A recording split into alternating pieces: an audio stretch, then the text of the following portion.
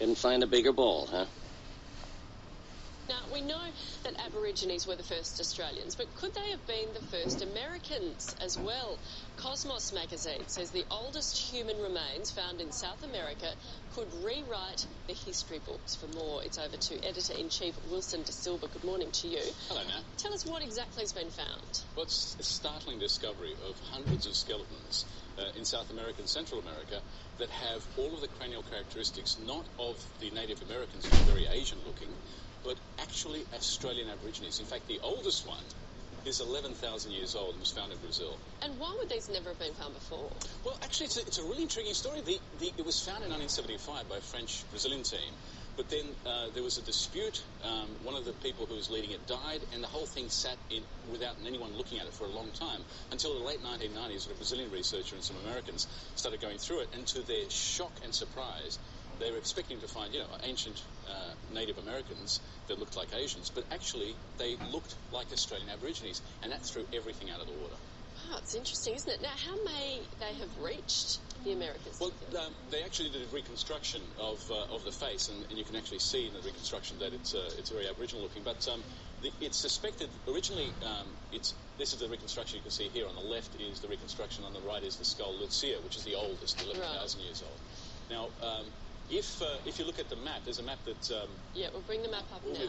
So if you can see, the red arrows show where humans... the fossil record shows that humans appeared in Africa about 120,000 years ago, the first fossils. And then we noticed that they reached Australia about 50,000 years ago. So Aborigines were amongst the first humans ever to travel that far and that long ago.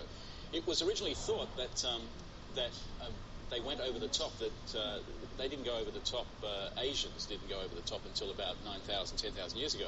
But now it looks like the people who became Australian Aborigines kept going. They didn't just go down to Australia. There's a bunch of them that kept going, went all the way over the top and down there, and then reached South America, which is where we found the fossils. Now, the remarkable thing is that it looks like humans were spread out all over the world as soon as they could. Yeah. It's amazing, isn't it? Fascinating story, and I'm sure we'll hear more on it. Now, moving on, just quickly, they found some kind of Earth-like planet only 20 light years away. Well, they say only 20 light years, but, it's a long, long way away. Travelling at the speed of light, 300,000 kilometres a second, it's going to take you 20 years to get there. Nevertheless, it is pretty exciting, because Earth, as far as we know, is the only planet that can sustain life, that has all the conditions, a rocky planet, water, etc.